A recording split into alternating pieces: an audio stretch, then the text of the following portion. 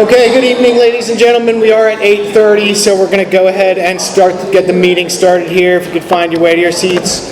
Welcome to the Conscious Contact Speaker Group of Alcoholics Anonymous. My name is Brian, and I'm an alcoholic. Hey, Brian. This is a one-hour speaker meeting that meets every Saturday here at St. Paul's Lutheran Church. That's 301 North Main Street in Doylestown, PA.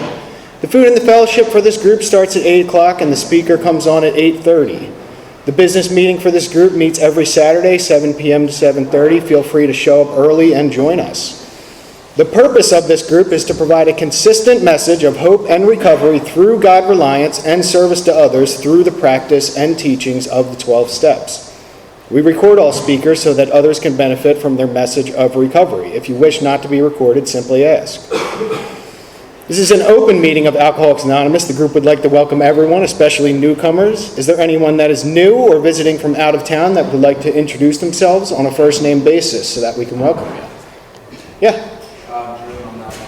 Drew. Welcome. So, yeah. Anthony. Welcome. Yeah. I'm Steve. I'm an alcoholic. Steve. Welcome. Eric Turner, alcoholic. I've been here from York, PA. Cool. Welcome, Eric. Give me more. Phil, alcoholic. Phil. Hey, Phil. Welcome. In the back there? Yeah. Colleen, alcoholic. Hey, Colleen. Welcome. Yeah. I'm Randall. I'm an alcoholic. Randall. Welcome. Yeah. I'm Chris. I'm a piece of work. Chris. Welcome. All right. We get everybody? Cool. The Conscious Contact Speaker Group encourages sponsorship. Would anyone with a working knowledge of the 12 steps and who is willing to sponsor please raise their hands?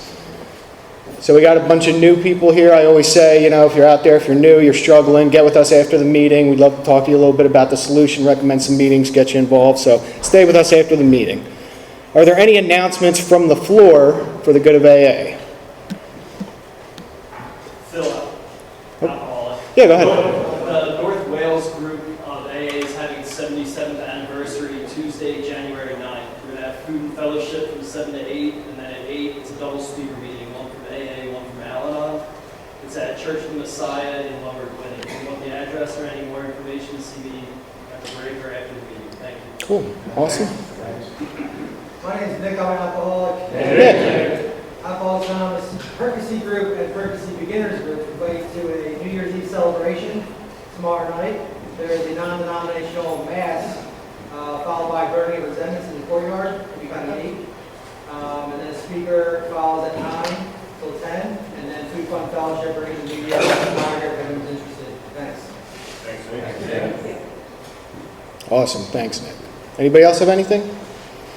Okay, a couple of quick announcements for this group. First off, I want to give a shout out to Jason S. He's kind of the spearhead of our YouTube operations. As you know, we have a YouTube page. We have hundreds of thousands of views acquired over the years on the YouTube page. So just want to give a shout out to Jason. He handles a lot of our YouTube work. We appreciate it.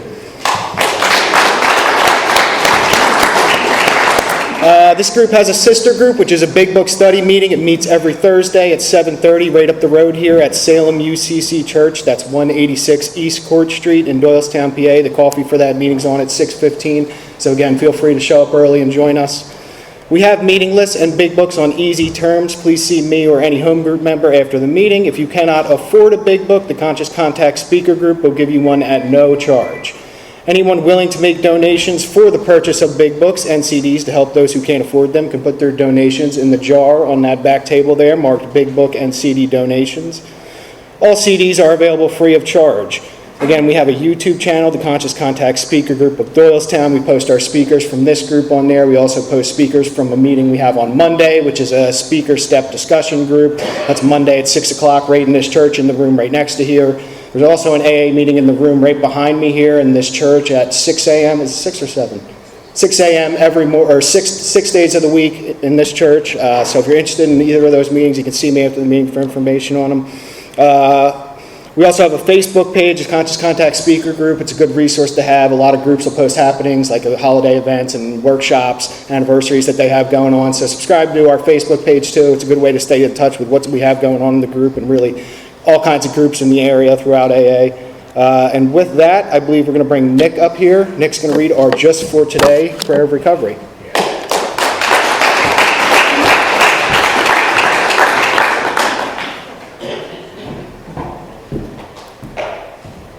My name's Nick. I'm an alcoholic. Welcome home. Just for today, prayer of recovery. Just for today, I'll be agreeable. I will look as well as I can, dress becomingly, talk low, act courteously, criticize not one bit, not find fault with anything, and not try to improve or regulate anybody except myself. And now I have JJ to come up and read the AA preamble.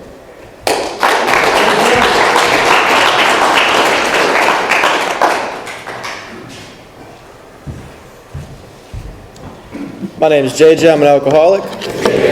This is the AA preamble. Alcoholics Anonymous is a fellowship of men and women who share their experience, strength, and hope with each other that they may solve their common problem and help other alcoholics to recover from alcoholism. That was a lot. Sorry, didn't breathe there. The only requirement for membership is the desire to stop drinking. There are no dues or fees for AA membership. We are self-supporting through our own contributions. AA is not allied with any sect, denomination, politics, organizations, institutions, does not wish to engage in any controversy, neither endorses nor opposes any causes. Our primary purpose is to stay sober and to help other alcoholics achieve sobriety. I have asked Peter to come up and read the AA 12 Steps of Recovery.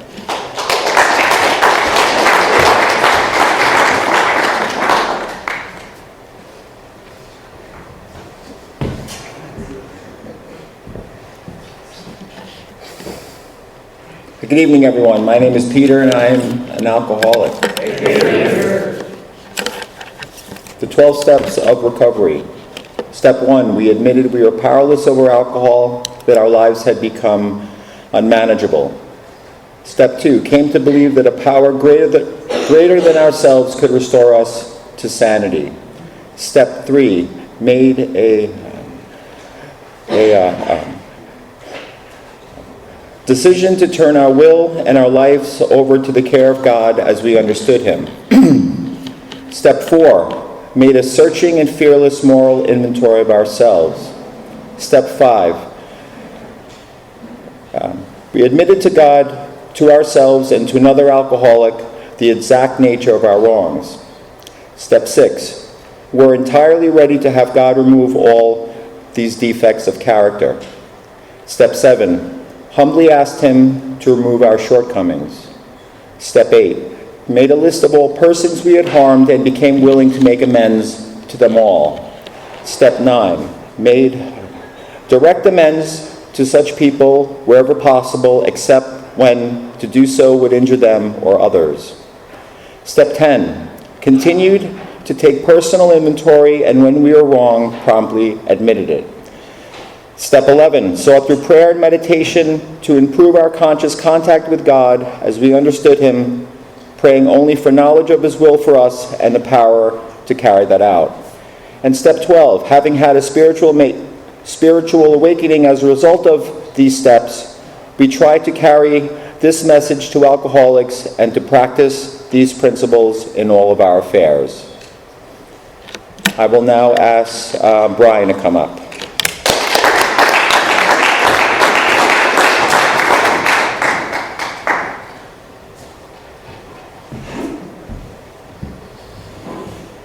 Okay, we have a 7 tradition. Every AA group ought to be fully self-supporting, declining outside contributions. At this time, we'll see that the basket makes its way around.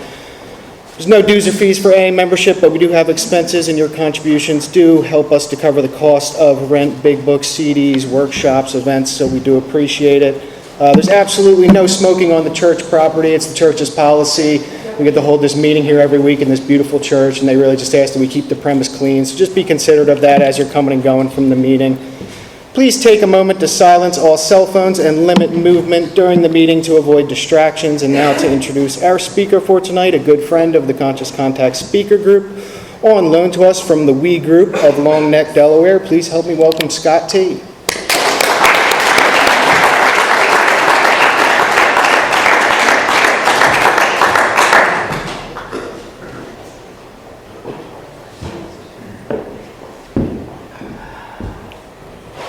All right, my name's Scott. I'm an alcoholic. Everybody hear me okay?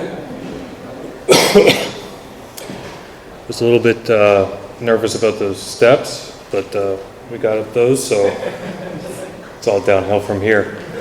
Thank you.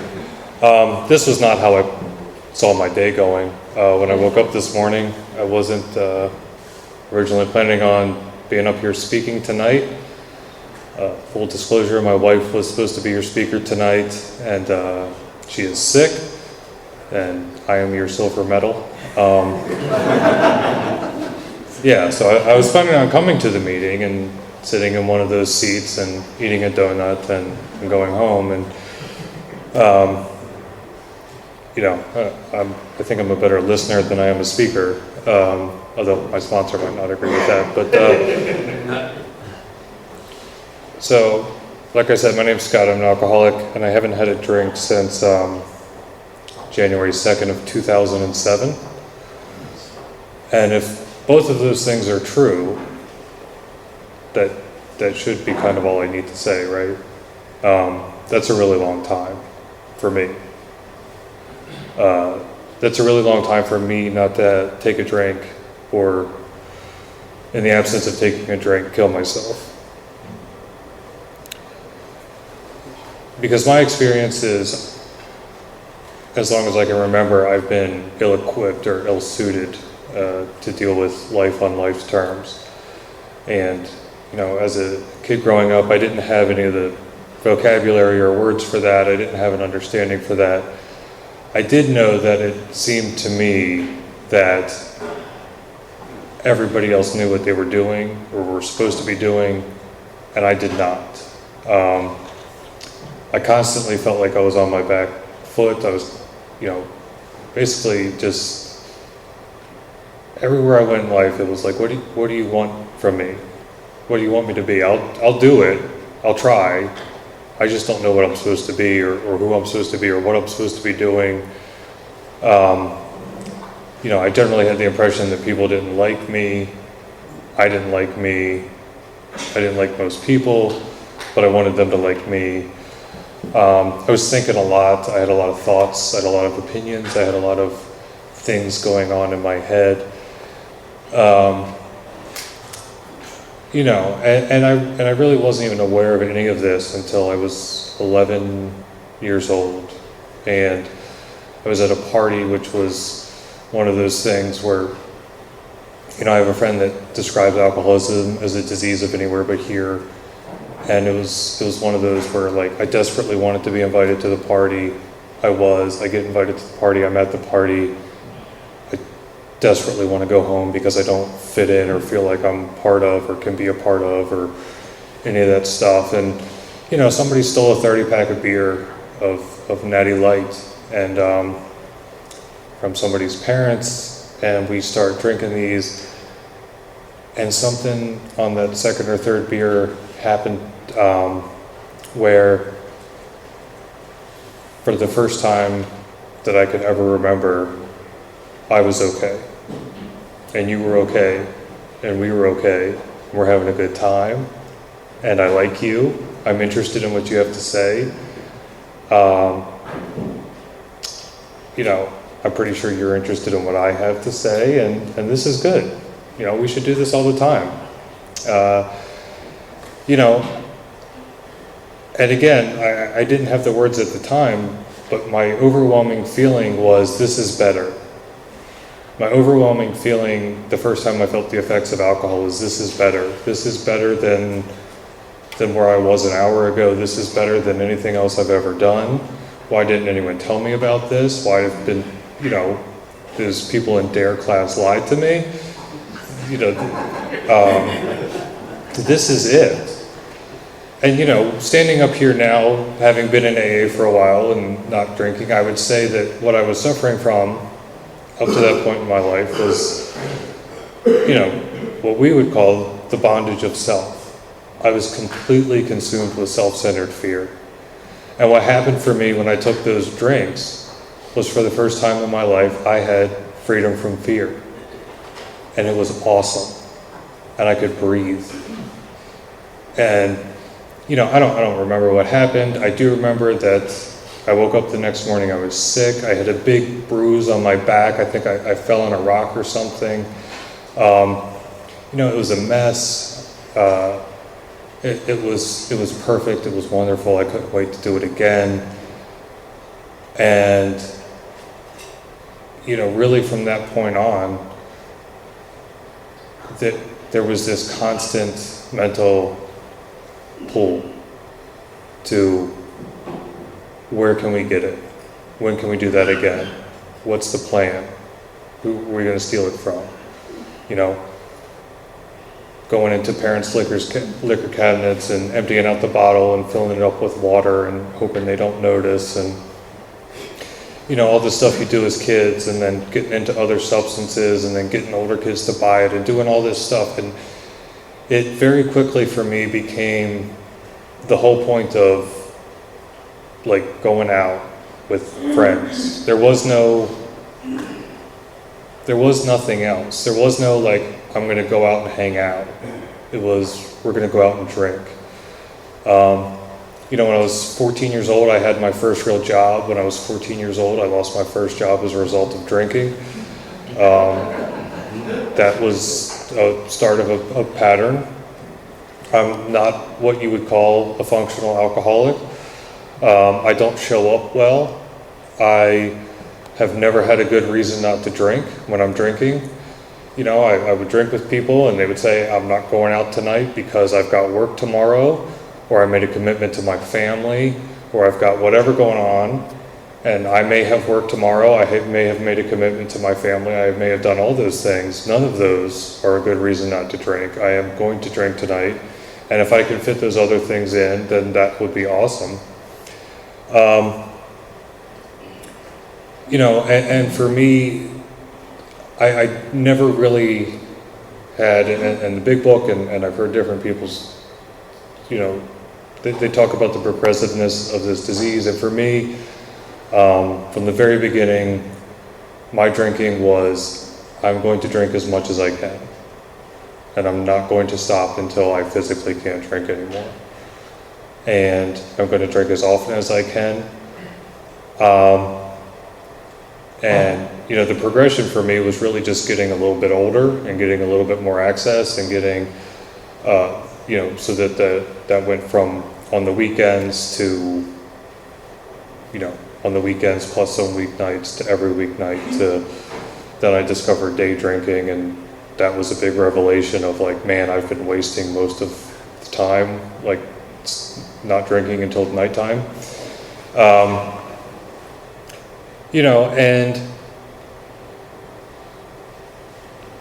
there was consequences, and as I got older and as the drinking progressed, the consequences progressed, all that stuff, all that fun outside stuff that happens. And, you know, it starts with getting in trouble with the family and having conflicts within my family, and then it's having conflicts amongst friends and even the people I drank with, and then it's losing jobs, but they weren't good jobs, so who cares? And then it's conflicts at school, and then it's conflicts with police, and then it's conflicts with everyone.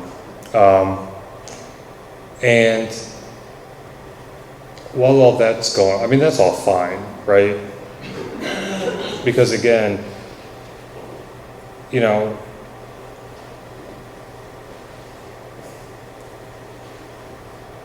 I don't care if I lose my job. I don't care if we can't be friends anymore. I don't care if she breaks up with me. I don't care if my family's disappointed. I don't care, you know, take it. You can have it. I don't care. Because this is the only thing that does that thing for me. This is the only thing that makes me feel okay. This is the only thing that takes away that, whatever this mess is, that for a little while I can be okay, and I can exist, and I can just breathe. And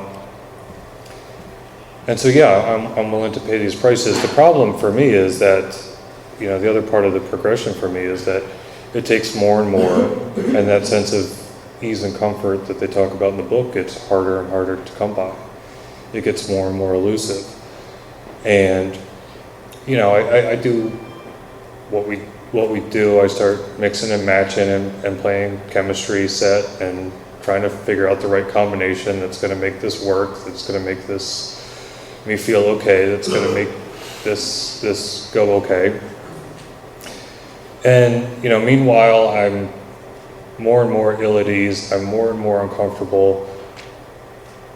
I'm more and more unable to show up for life. And, you know, what started with my drinking as something that was freeing and allowed me to be a part of and allowed me to participate and allowed me to feel like I fit in is now boomeranging back on me, and it's cutting me off from people. My world is getting smaller and it's getting darker, and I don't know how to change that. I don't know how to fix that, but I know that I need to keep drinking. And you know, I had a lot of delusions, but I wasn't like stupid. Like, people were telling me you have a drinking problem, and like I got that. Like, I understand, like I can see the connection between a lot of the problems I'm having in my life and my drinking. You know, but this idea of not drinking was just crazy. You know, or this idea of moderate drinking was, it was unfathomable. You know, like my mother or different people in my life or a doctor would say, well, why don't you go out and why don't you have 2 drinks? I don't want to have 2 drinks. I'm drinking for effect. I'm drinking, I want to be drunk. Like, I don't want to have 2 drinks. And there was always this disconnect between, you know, my experience with drinking and all these people that wanted to talk to me about my drinking. And through a series of circumstances, I ended up in some meetings of Alcoholics Anonymous. It was not with the purpose of getting sober. I wasn't looking to get sober. I wasn't interested in getting sober. Knew I had a drinking problem. That's fine. Would even call myself an alcoholic. You know, I'd be drunk at 10 o'clock in the morning and someone would be outraged and I'd say, it's fine, it's okay, I'm an alcoholic. Like, you know, it's okay. But, you know, didn't have any understanding of what the word meant, but it seemed like it probably might fit. So I ended up at some AA meetings, and it was the perfect meetings for me to go to. It was a speaker meeting, so I didn't have to talk. So that was good, because I didn't want to talk to any of you. It was 2 speakers. They would speak for like 20 minutes each. There was a 10-minute break in between where I could get up and go smoke, which was great because I was not going to sit in a chair for an hour under any circumstances. But, you know, here I was, I'm in these meetings, and some interesting things start to happen. You guys start telling your stories, and what I really liked about it is that you weren't talking to me about my drinking, because lots of people wanted to talk to me about my drinking. Lots of people had opinions about my drinking, mostly negative, but you guys weren't talking about that. You were talking about your drinking. You were talking about your experience with alcoholism. And you were talking about drinking in a way that made sense to me. You weren't talking about just having 2 drinks or having a good time without drinking or whatever those other well-meaning people were talking about when they tried to talk to me about my drinking. That's not what you people were talking about. You were talking about picking up a drink and regardless of your intentions, not being able to stop. You were talking about a physical compulsion that once you started drinking, you couldn't stop. And that made sense to me when I heard it.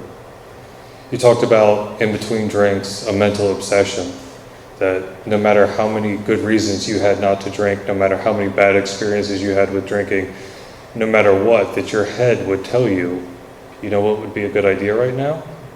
We should have a drink. And I got that. That made sense to me. And for the first time in my life, since I had started drinking, there were people that were talking about not only drinking in a way that made sense to me, but you were talking about the insanity. You were talking about the insanity that came with the drink, and you were talking about the insanity that came when you tried to put the drink down. You know, that feeling of restless irritability and discontent that you experienced when you couldn't take a drink. And that made sense to me.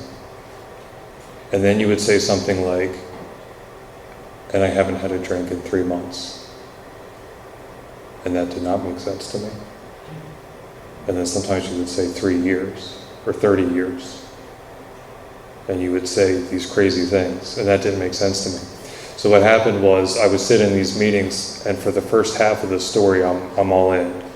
You've got my attention, like you've fully got me. You're talking about drinking, you're talking about crazy stuff you did, you're talking about funny stuff you did, you're talking about dumb stuff you did. Like, I love that stuff. You guys are nuts. I love hearing about all the dumb stuff you did. You know, I'm with you. You're talking about insanity. I'm with you. You're talking about resentments and anger and fear. And I'm with you.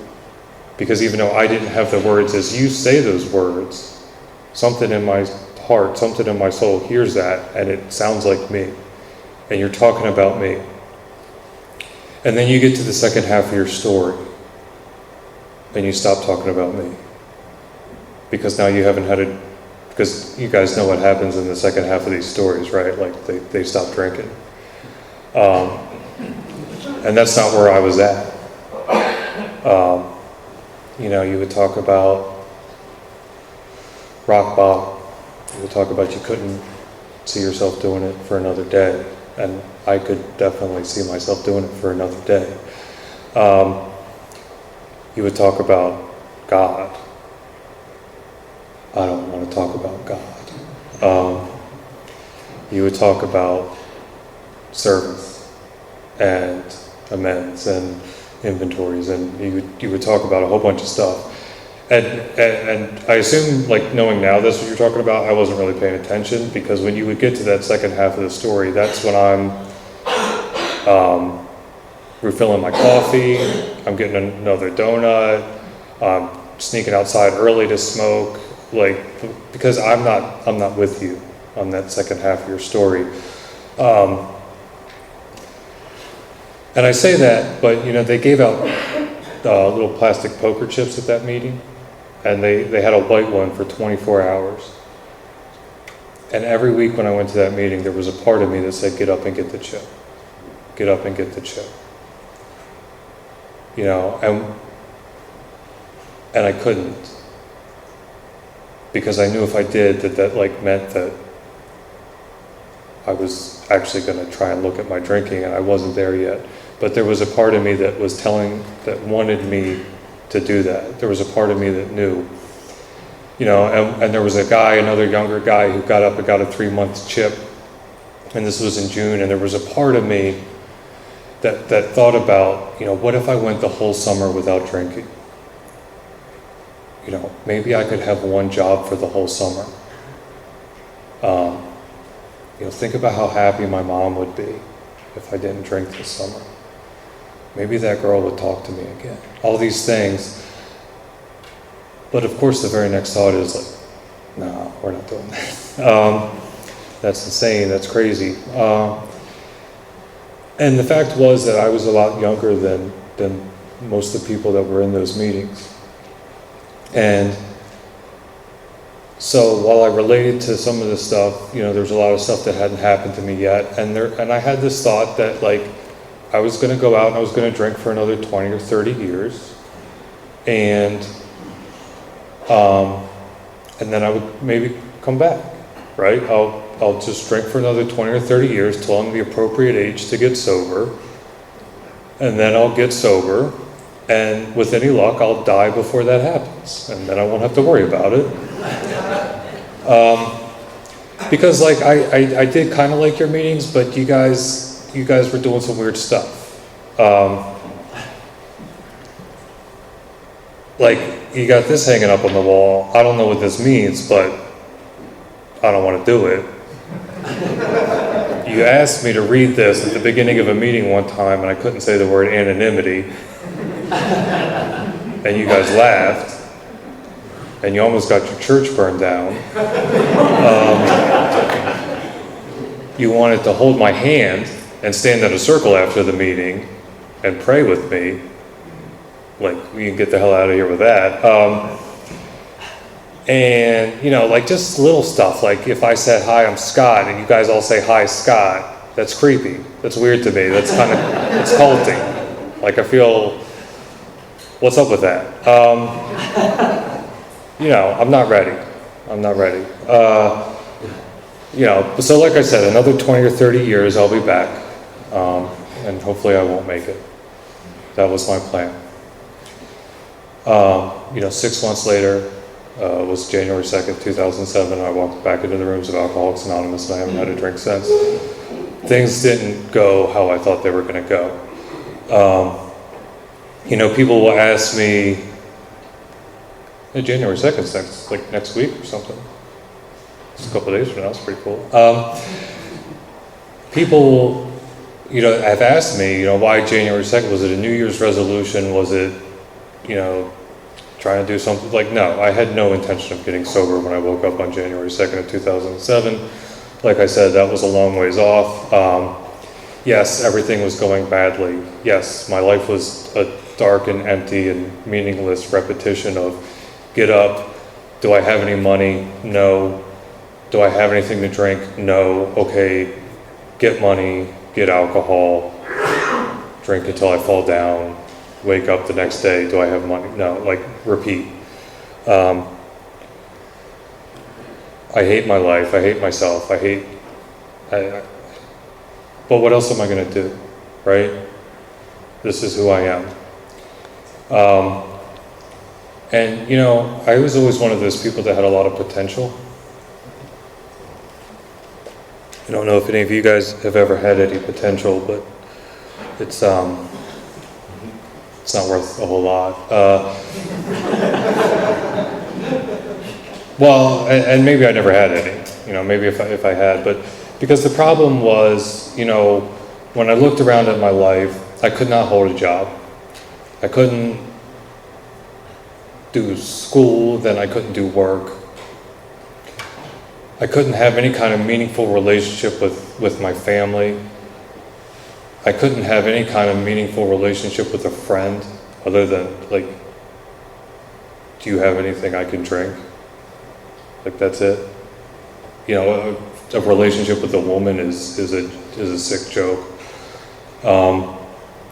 I don't have anything to offer, and I'm using up the people I can take from, and like I said, it's just getting emptier and smaller, and I have these people in my life saying, you know, you're such a smart guy, you're such a nice guy, you're this, you're that, and if you would just stop drinking, you've got so much potential.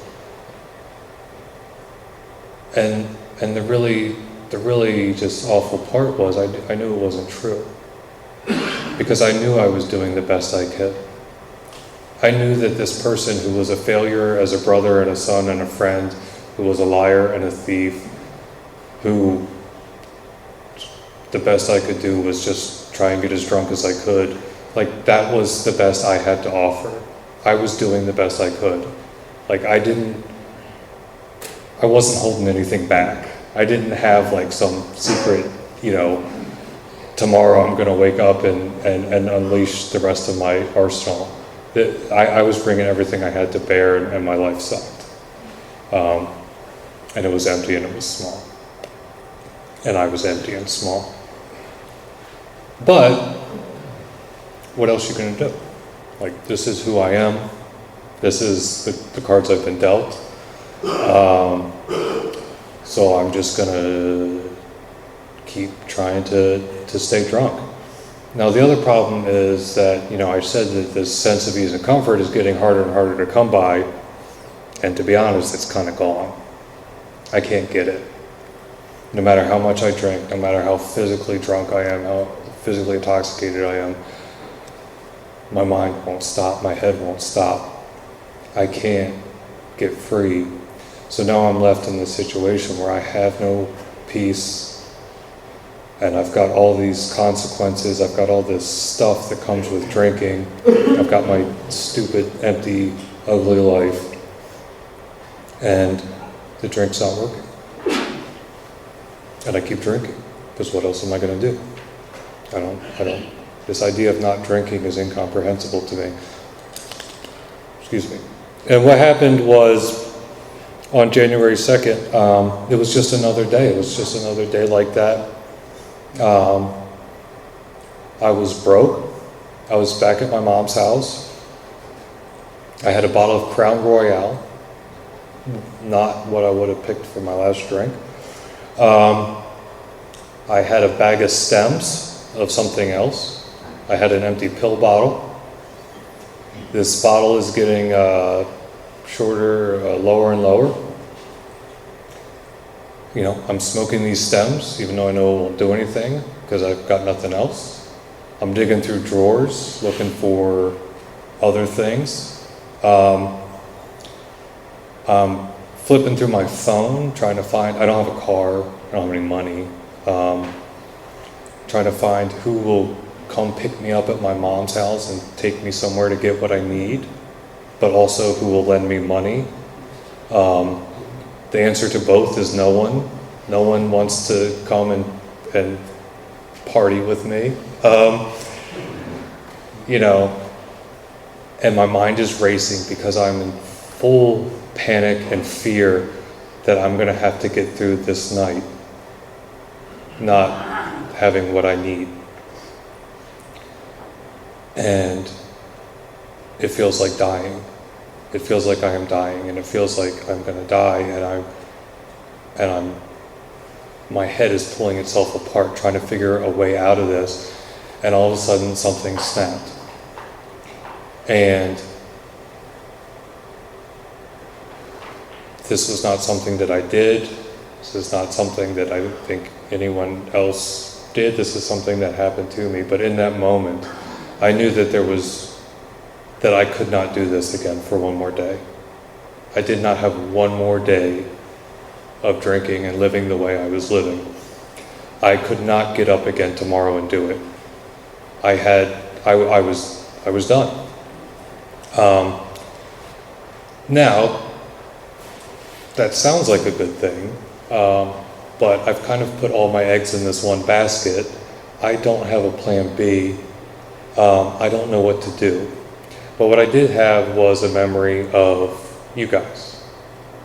And I did have a memory of you guys being pretty messed up. Maybe not as messed up as I was, but you guys were pretty bad.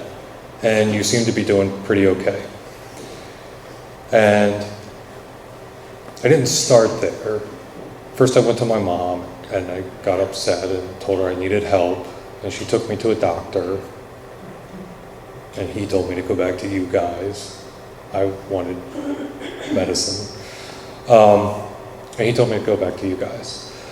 And so I walk into the rooms of Alcoholics Anonymous, and it's different this time. I had a lot more fear, self-centered fear. Last time I wasn't going for me. I was just there. I wasn't trying to get sober. Now I'm going for me. So now I'm convinced that you guys are going to see that I'm too young. I'm too whatever. I can't come to your meetings. So I'm full of fear. So I walk into a meeting. It's a noon meeting in a retirement home on a Wednesday afternoon. If you're worried about being too young at an AA meeting, don't go to a noon meeting on a weekday in a retirement home. I was, by 40 or more years, the youngest person in that room. I have no idea what anybody said. I don't remember there being some awesome speaker or somebody on fire about the big book or the 12 steps or any of that. What I do remember is nobody told me I didn't belong there. And as a matter of fact, whatever you said, I felt convinced that it was okay if I came back again the next day. And not only was it okay, that you might kind of be happy to see me. And that was enough. That was enough at that first meeting. Those people, whoever they were, they did the thing. They did the thing for me to help me get sober. They made it okay for me to come back the next day. And so I kept coming back, and I like to say that there was, or the way I perceived it at the time is like there was I don't know. Like, I was really messed up mentally, and you know, a lot of people that, I found this out later, I didn't know, but like people I knew in the rooms early on thought I had wet brain, and like I was never coming back. They told me this at like my 1-year anniversary, and they thought it was hilarious. They're like, man, we're glad you're doing so well. Like, we thought you were gone. Like, we thought like your brain was broken and you were never gonna function again. But like at the time, I thought I was pulling it off. But like I was in a fog. I was walking on the walls. I couldn't sleep at night. I was like, I would fall asleep for like 15 minutes and wake up soaked in sweat, and have to change all my clothes and change my sheets, and then like I was a mess. And that was probably a good thing, because when that started to fade, I started to get really angry. And I started to remember why I drank so much. I don't like being sober. I am not comfortable sober. I'm not okay. And I'm angry because everyone kept telling me, you have a drinking problem. If you stop drinking, you'll be okay. And I'm not drinking. And I'm not okay. And I'm coming to your meetings and I'm not okay. And I'm making your coffee and I'm not okay. And I don't know what I'm doing wrong. I'm not listening to anything you say. I'm sitting in meetings and I'm thinking about what I'm going to say to make you laugh, to sound like I know what's going on, to sound like I'm okay. I'm lying to you. I will say things like, hi, my name's Scott and I'm an alcoholic. I'm very grateful to be sober. I'm not grateful to be sober. I'm fucking furious I'm sober. Pardon my language. I hate being sober. I hate you because you're excited about me being sober. I stand up there and I get a 6-month chip and everybody's clapping and smiling and happy for me, and I wish you were all dead. What are you so happy about? It's over. And people come up to me and they say things like, if only I could have gotten sober when I was your age. Just think about the life you have ahead of you. And my thought is, you got to drink for another 30 years. It didn't stop working for you. Like, I got screwed. I got ripped off. I missed it. I don't like this. And I'm not okay. And every once in a while I would get honest in a meeting and I would talk about how not okay I am, and there'd be some old guy in the back and he'd say, how long have you been sober? And I'd say, 3 months or 6 months or 8 months or whatever it was at the time. And regardless of what I said, he would say, well, you're right where you need to be. And then I decided if I was right where I needed to be, I didn't want to be here anymore. And I didn't want to go back to drinking, because that idea that drinking was going to work had been smashed. And now here I am, and I can't picture life with it, and I can't picture life without it.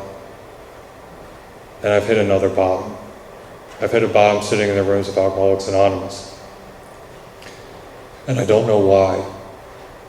And I keep trying to think of reasons why. Maybe I'm not going to enough meetings. I was going to meetings every day, 7 days a week, 2 meetings, 3 meetings, sometimes more, hanging out at the clubhouse in between meetings. I'm not working, I'm not doing anything. All I'm doing is hanging out at your stupid meetings, listening to you people talk. And what I was doing in those meetings was, I'm thinking about how much money do I need to drink myself to death? Because I don't want to make the drinking work, but I don't want to do this.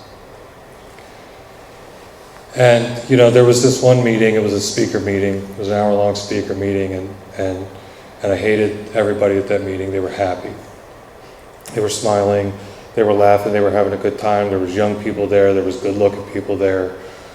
There were people there with less time than me who were very clearly doing better than me. And of course, so I'm making up the narrative, well, they're not sick like me, they're not bad like me. And then one of them gets up and speaks and tells her story, and I'm like, holy smokes, that guy's way worse than me. Why is he not like me now?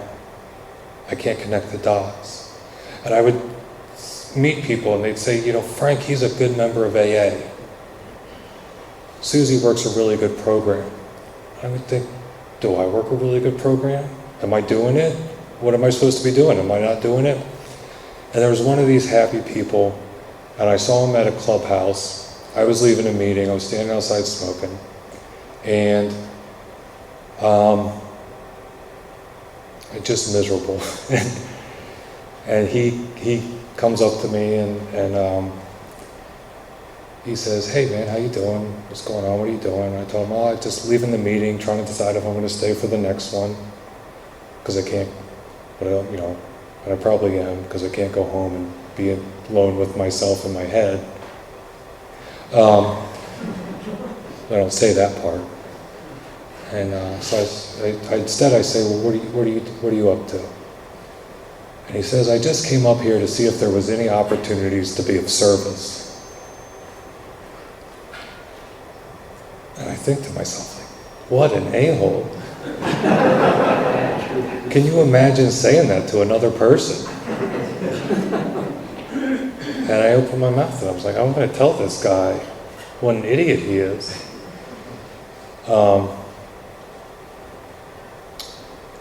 And I accidentally said, "Can you help me?" That's not what I meant to say. And he said, "Yeah." He said, there's an empty room in the back of this clubhouse. Let's go sit down right now and talk. Let me grab my big book. And I said, oh, I didn't mean now.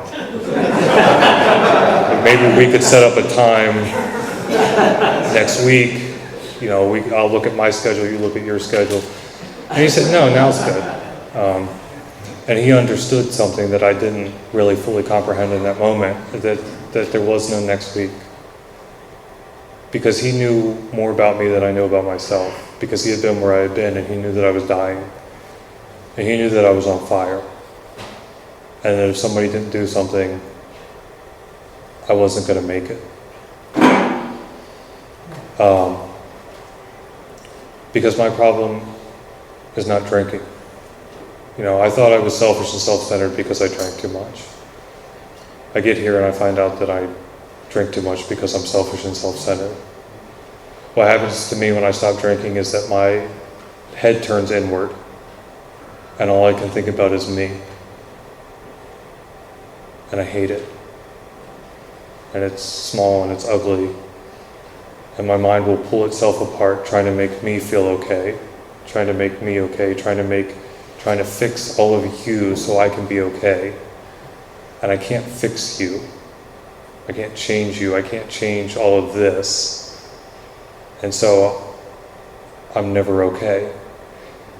And what my life looks like, drinking or not drinking, without a solution, is I'm going from one thing to the next, constantly looking for a little moment of okay. I got some money. I feel okay. Oops, it's gone. That girl talked to me. I feel okay. Oh, she's talking to somebody else now. It's gone. I got a new car. He's got a better car. Whatever it is, I'm constantly just looking for that next feeling of okay, and I can get it for a second. And really that's what drinking was. Drinking was the thing that was like, hey, I'm okay. It was the thing that really worked until it did. And now I'm sitting here and I'm not okay. And this guy wants to talk about this book with me. And he wants to talk about these 12 steps. I don't want to do this. And yet, I can't imagine my life drinking. I can't imagine it not drinking. And so when you give me the option of, well, do you want to kill yourself or do these 12 steps? Well, let me try the first couple. And we start going through this, and I start having an experience with it, and my life's, step one basically says, I can't stop drinking. I'm going to drink myself to death. My life is unmanageable. I'm going to be unhappy while I drink myself to death. Step 1 is bad news. Step 2, came to believe that power greater than myself could restore me to sanity. I know what that means. You guys are talking about God. I don't like God. But what I had to admit from my experience in the rooms was, you guys had something I didn't have. Because you weren't drinking and you weren't killing yourselves. And I don't know how to do that. I can't get there. I can't get from where I am to where you are. And so, throwing out any notion of a religion or any of that, my higher power that allowed me to continue through these steps was whatever you guys have that I don't, because clearly it is something. There is something having a result in your life and that result is not occurring in my life. And 3 is making a decision, to turn my will and my life over. And I can sit there and I think, I can overthink that all to hell. And really it was, I'm going to try and get whatever you guys have that I don't. And then I start going through and of course I make a big deal out of 4 and 5 and, I got sober young. Like, there's nothing cool on my 4th step. There's nothing, like, interesting. There's nothing amazing. And I've been sober a long time and I've heard a lot of your 4 steps and guess what? There's nothing cool on your 4 steps either. Like, we were all dying over some dumb stuff. Everybody's resentments are the same. Like, oh my God, you're mad at your parents. Oh my God, your husband, your wife, whatever. Like, yes, they're all the same. We're dying though. We are dying over it. Fear, yeah, I'm afraid of everything. Everything. Well, everything that relates to me, I don't care about the rest, but And sex conduct, what a disaster. That first one, it was like, I was like legitimately thinking about just like making some shit up because I wanted it to be longer. And then I met somebody at a meeting that had actually done that, and I got to feel good about myself for a minute that I didn't do that, but I just thought about it. And I share it with this person, and that's an incredibly freeing experience because my whole life has been built around you not knowing who I am. Selling you the lie of, I'm not sure who I'm supposed to be, but I'm pretty sure it's not who I am. And I'm pretty sure I better not let you know who I am. And for the first time in my life, I let somebody know who I was, and it wasn't great, but it was okay. And he let me know who he was, and he wasn't great either. So there we were. In 6 and 7, my shortcomings, I kind of like my shortcomings. You want me to give up lying? I'm going to be alone for the rest of my life. Like, I can't approach a woman and talk to a woman honestly.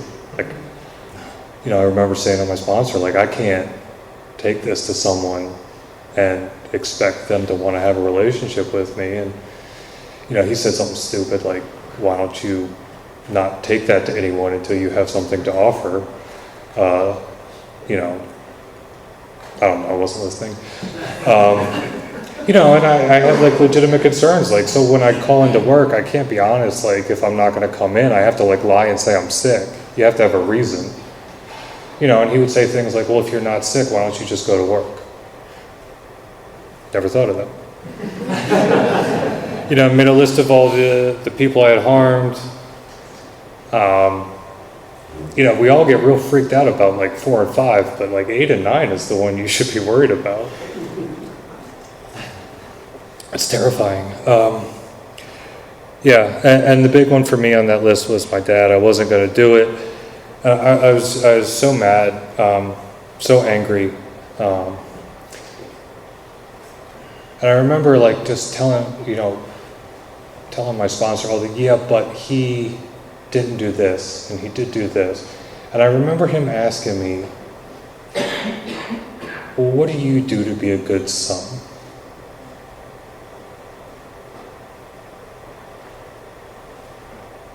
Nothing. What are you talking about? I had never thought that it never occurred to me that I had a part to play in this relationship. And that was my problem. with all of my relationships. It was always, what are you doing for me? You know, and then 10 and 11, you know, I love that this program tells me, like in 10 in the book, it tells me that I need to keep paying attention because I'm going to continue to screw up. And I need to address it in the moment. And I need to fix it. And then it tells me, like, also, so I've done this inventory where I've, like, looked at my whole life of screw-ups. Now I got to, like, in the moment address it. And also, at the end of the day, you need to address it again because of all the stuff you missed during the day. Like, you know, I'm not expected to, like, be perfect here. But I am expected to try. I am expected to try tomorrow to do a little bit better than I did today. And then step 12, I didn't want to do step 12. Like mainly the carrying the message to the other alcoholics. Have you guys ever met an alcoholic? They're terrible. Have you ever met a newly sober alcoholic? They're the worst. They're worse than a drunk alcoholic. Selfish, self-centered, they whine, they lie about stuff. Like, why are you lying to me? I don't care. Like, why are you, like, people, don't lie to your sponsor doesn't care. Yeah, I didn't want to do that. And yet today, here I am talking to you guys. I drove like 107 miles to be here.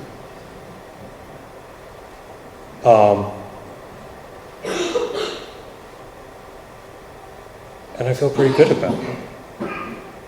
You know, and today the thing, because everything I just said is true, and I get annoyed with, you know, the guys I sponsor and all this stuff. But every once in a while, you know, when I'm sitting down and I'm talking to one of these alcoholics, if I'm awake spiritually, and they're just consumed with delusion, and they're being driven and compelled by fear into all these kind of crazy actions and all this stuff, and they're not listening to me, and their life is just on fire and a wreck.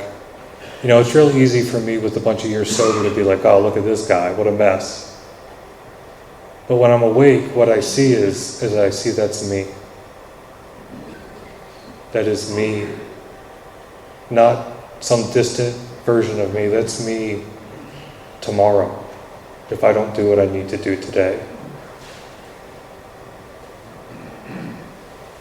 And when I'm doing that, step 12 takes me back into step 1.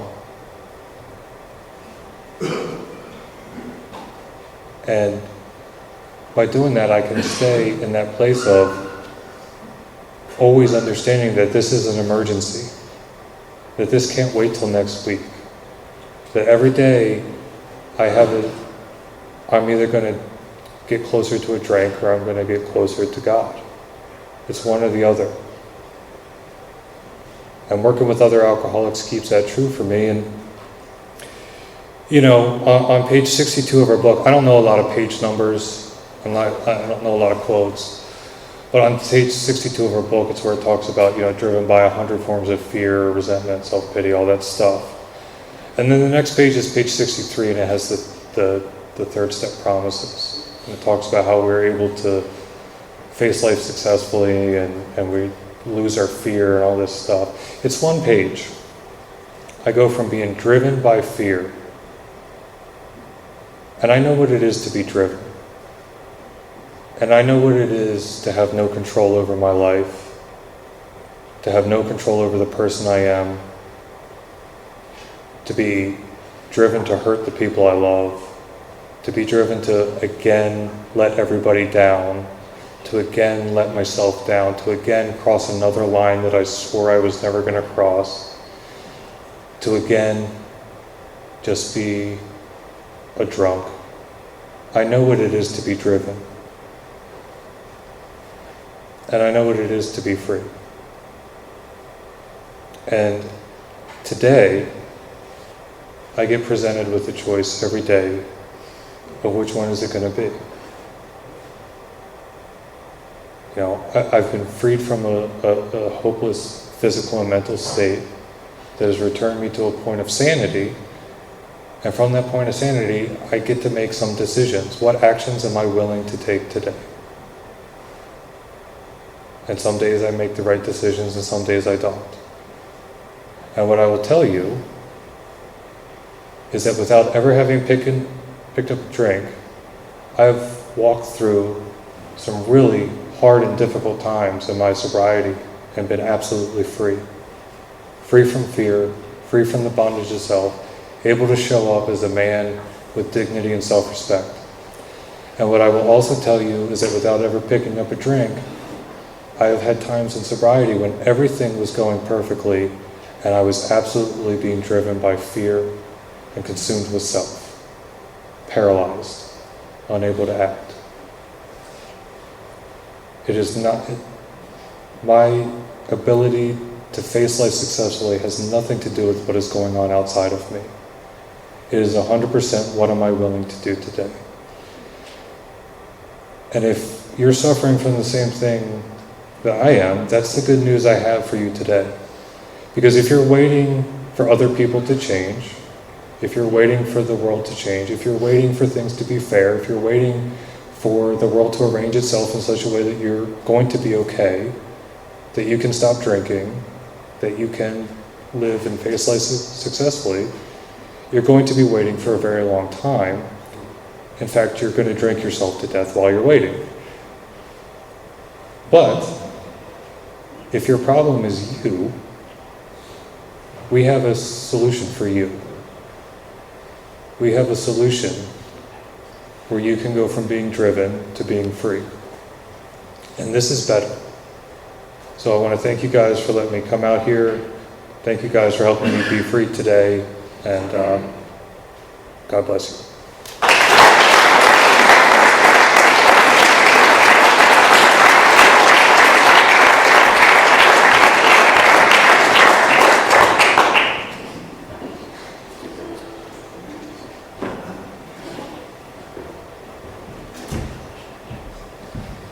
Okay, good evening, ladies and gentlemen. Again, I'm Brian. I'm an alcoholic. I want to thank Scott, first and foremost, for coming here, especially on short notice, to deliver an incredible message of hope and recovery to our group here tonight.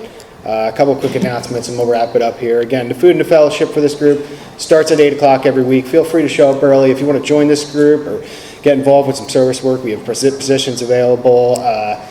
This group has commitments at hospitals, institutions. We go up to one in Quakertown every Sunday night. We were out there last Sunday on Christmas Eve. We'll be out there tomorrow night on New Year's Eve. And if you want to get some perspective and gratitude in your life, it's a great opportunity. So if you'd be interested in doing that, maybe not even tomorrow night, but anytime in the future, see me, see a home group member after the meeting. Thanks to everybody for helping out with the meeting. Appreciate it. Thanks to Miss Kay for taking care of the kitchen back there. Thanks to all our greeters, our readers. Let's give our speaker, Scott, a round of applause one more time.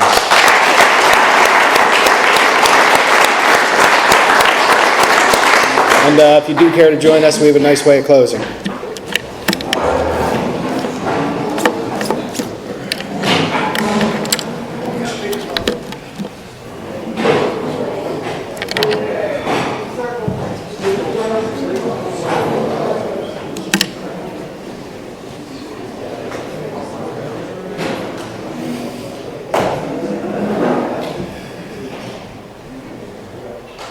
As always, we'll close the meeting down with a brief moment of silence for the still sick and suffering alcoholic, followed by our Lord's Prayer.